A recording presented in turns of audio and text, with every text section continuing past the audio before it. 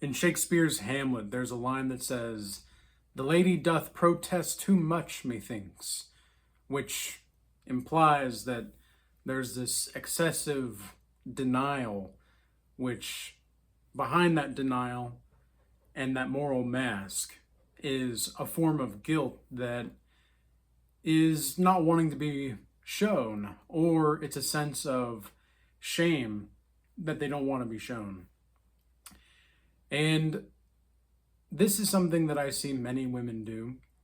And of course, this goes with the men too. But we're not going to talk about the men right now. We're going to be talking about the women, because I am tired of having to caveat everything with, well, men do this too. Well, men do that too. Men would do that. Yes. But we already know this, don't we? We already know this. Okay, let's put the feminist propaganda aside for a moment, and let's just look at the women. Okay? So women will bury you if it meant that they got a better deal. Now, it has to depend on the individual woman and her version of the better deal. But the thing is that while I believe that knowledge should be shared at all times, always, always, always, especially when you're sharing your soul, be wary of sharing whatever it is about you to women. This is not to say that it's women's fault. It's just that they are inherently designed to use this information to bury you alive, if need be, if it meant their survival. And what we have to recognize as men is that it's okay to be a righteous jerk sometimes. Okay, but as long as you tell the woman why she's doing what she's doing that's wrong to you, and how she can fix it, and what she's doing wrong to begin with, then there can be progress that can be made. Otherwise, it's going to be null and void. You see, I've seen too much as a man to ever trust a woman fully. I've just seen too much. And it's not to say that there are not godly women out there. Of course, I hate that I have to caveat this as well. I hate that I have to say, it's not all women, even though it's 99% of them. Okay, it's 99% of them. I despise that we have to completely caveat every single thing, because someone somewhere out there will twist everything because they don't understand. They're just hearing the inflammatory comments, and in their mind it's inflammatory. In my mind, it's just the truth. I don't say inflammatory things to aim to be inflammatory. I just say things in a bold way that makes me kind of sound like a jerk sometimes. But I aim to be righteous and have that righteous indignation behind my jerkness. Because if I'm a jerk, and if I'm going to be rude, I'm going to be doing it for a reason, okay? I'm not going to be doing it just because I want to be rude, or I want to be angry, or I want to be, I'm infuriated with the fact that we have to continually base everything off of somebody else's emotions that is already an emotional creature to begin with. And they will feel the need to say, well, it's not all women, it's not all, well, I'm different. No, you're not. No, you're not. I am convinced that, yes, while there are some godly women out there, they're all the same. They're all the same. The godly women are just knowing how to follow better. That's all that it is. And women are miniature versions of us men. The only way that things are going to change that I see is that we as men have to start to change. Okay? Women are not the gatekeepers of sex. They simply are not. And women are faking pretty much everything at every turn. They're inherently deceptive. Who do you think convinced you that women are the gatekeepers of sex? Think about that for a second. Because Why would you think that? Why would you think that the person who's getting penetrated is the gatekeeper? Like, who do you think? The one that's getting, okay, I don't want to be crude here, but I'm just going to be real. The one who's getting pounded is the gatekeeper? Okay, when Adam and Eve are cast out of heaven, and they have to, and if they want to go back into heaven, who's guarding heaven with a flaming sword? It's an angel. The angel is guarding with the flaming sword.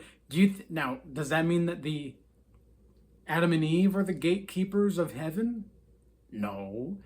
It's the angel with the flaming sword is the gatekeeper into heaven. So too is the man. He has a sword.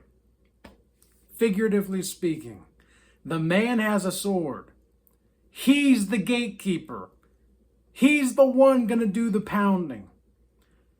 Women are so good at psychological manipulation, and things have been going on like this for so long that we men have just casually accepted it because we don't feel like we're strong enough. And the thing is that when you're in line with God's laws, statutes, and commandments, you're in line with God.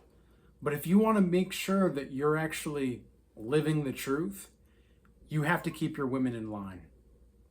There's no other option. There's no other way.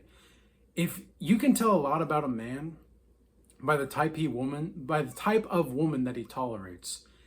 And I've had men talk to me in my one-on-one sessions where they sound just sad, talking like, "Oh man, dude, like I don't know how I'm gonna fix this. I don't know what's gonna happen. I don't know what." And it's like, dude, okay, let's say that she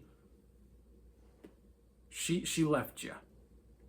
What's actually gonna change in your life? Oh, dude, I don't know, man. I don't know. Like everything would change. Okay, well, let's start with your finances. Oh, well, that'd probably go up a little bit. Okay. What about your emotional and physical well-being? Oh, dude, I don't know. I'm already not really going to the gym too much. It's like, okay, well, there's a problem right there. If you're in a relationship and you're not taking care of yourself, why the do you think that she would care about you? Women love men that act like cats. If you as a man are not taking care of yourself, there's a great song by David Bowie called Cat People. And it's exactly right, because that's exactly how men must behave. They have to be the lion. You have to be a lion out here, man. You can't not just, "Oh, well, okay, well, I don't know about the physical stuff. I don't know, like, I might get depressed if my girl leaves me." It's like, okay, I can understand how that can be difficult. But why were you so invested to begin with? Why did you fall in love, quote unquote, with this woman so much? Okay, why was that? What? Okay, so now we established, okay, physical side, we have a solution for that. Emotional side, okay, you just have to understand the root of why you cared so much about this woman to begin with. And then you can be free from it. Because emotion is like energy. It can neither be created nor destroyed. So you can only rechannel that into something else. This is why creativity is so profound. This is why I write music. This is why I sing. This is why I paint. This is why I write. This is why I write books, okay? This is why I do these things, is because I'm turning that negative energy into something positive. This is why I have a godly community, because I'm learning from the people that I work with, all of them, just as much as they're learning from me, because I'm a student and a teacher. I know that as a teacher, I'm also always going to be a student. And this is why, especially with your woman, you have to be the teacher always in the situation. Always. It's okay to learn and to have that give and take. Maybe she knows about things that you don't. That's fine.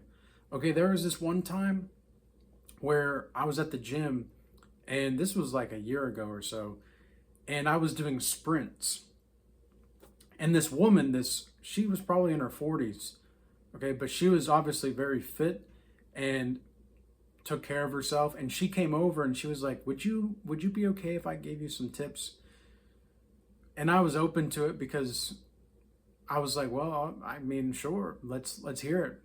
Because I was still learning how to do sprints properly. Like, I knew how to sprint, but I wanted to really sprint like a sprinter in the Olympics. And it was crazy synchronicity because guess what she was? Like, she ran the 400 meter in the Olympics like 20 years ago.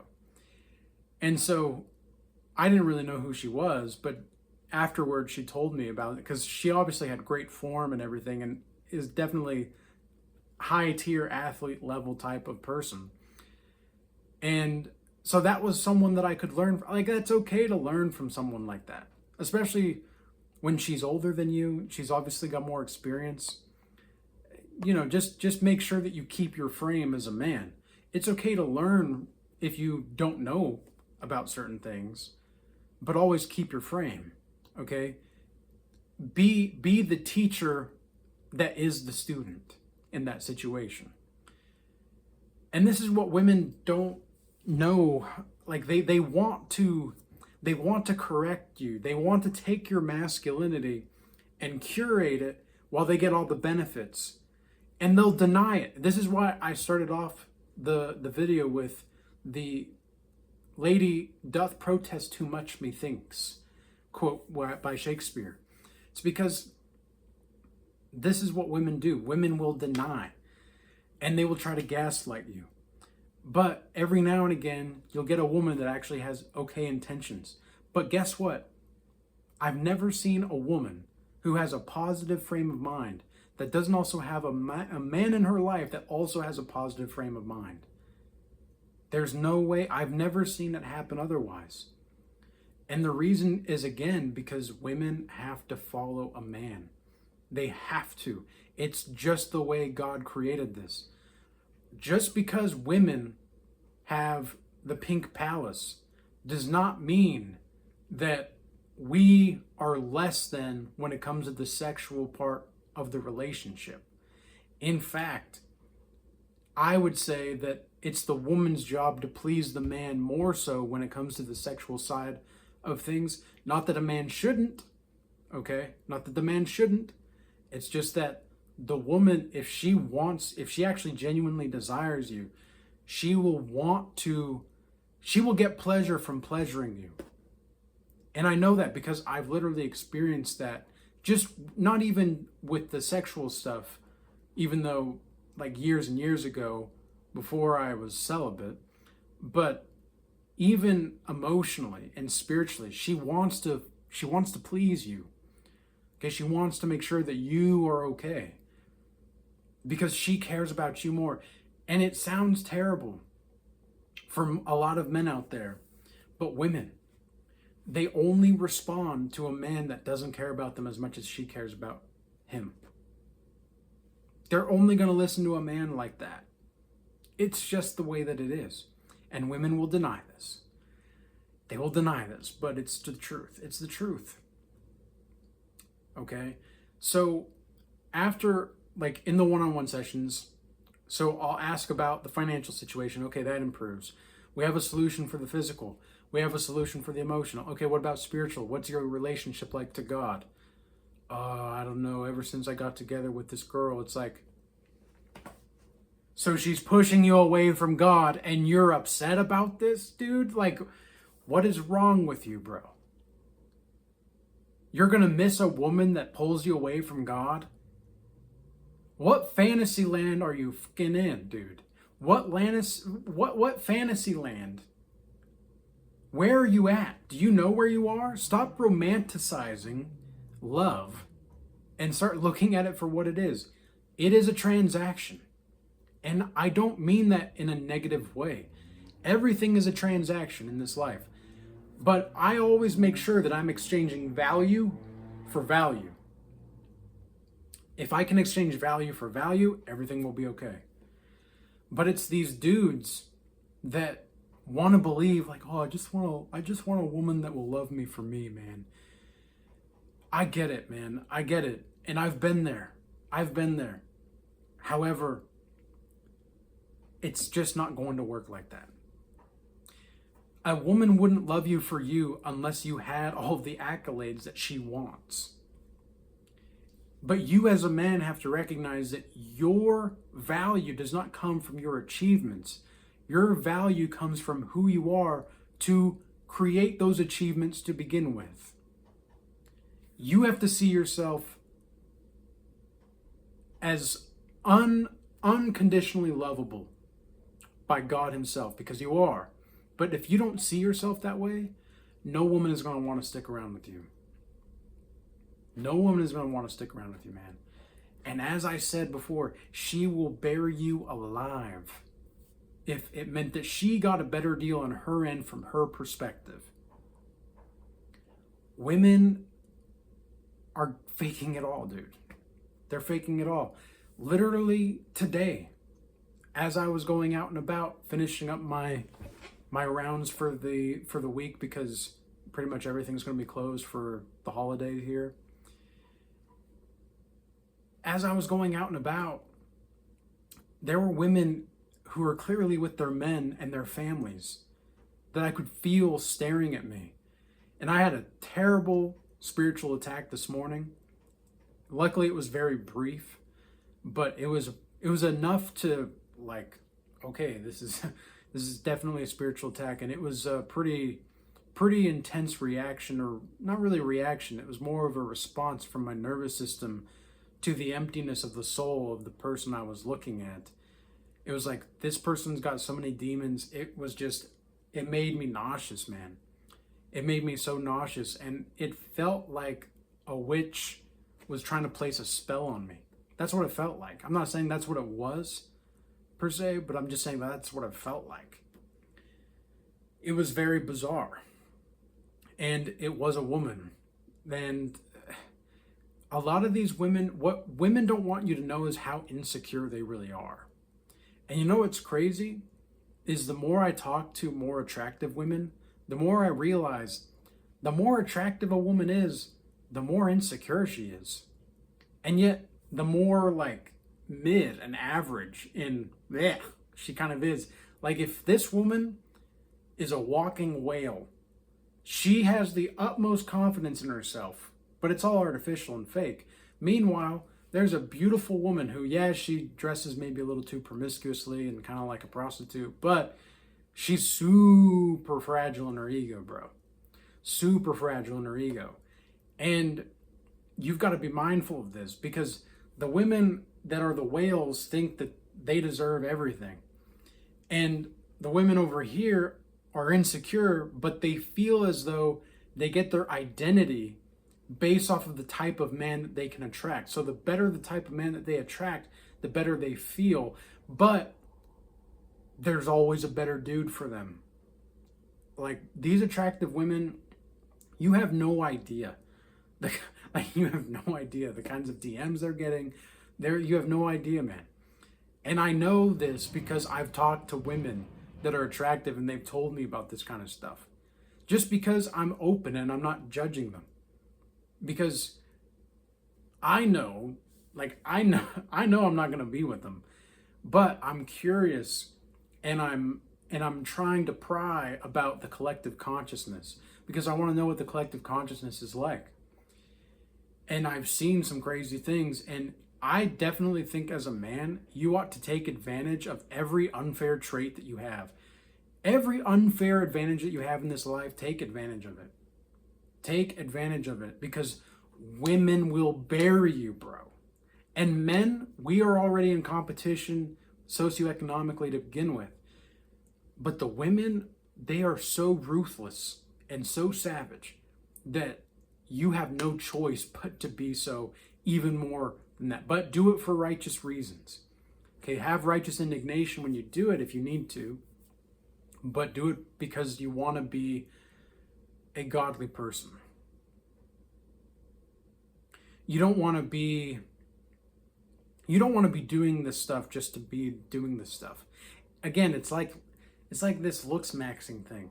I've been seeing so much on looks maxing recently, and I can't help but think how gay it is. Why do you care so much about looks maxing? It's not about looks max. Like, sure, you should look your best all the time, of course. And there's nothing wrong with wanting to look good, but doing that just because you want to do it and because you think it'll get girls. I mean, you can't, like, it might, but it's like taking out a loan for your soul, and you have to pay it back with interest that compounds. Why would you do that? It's better to just play the system to play the system. All right. So with all that being said, I hope this message was useful and insightful for you. Stay blessed out there. Don't let these women bury you alive, bro. And peaceful days to you all. Stay blessed. Until next time.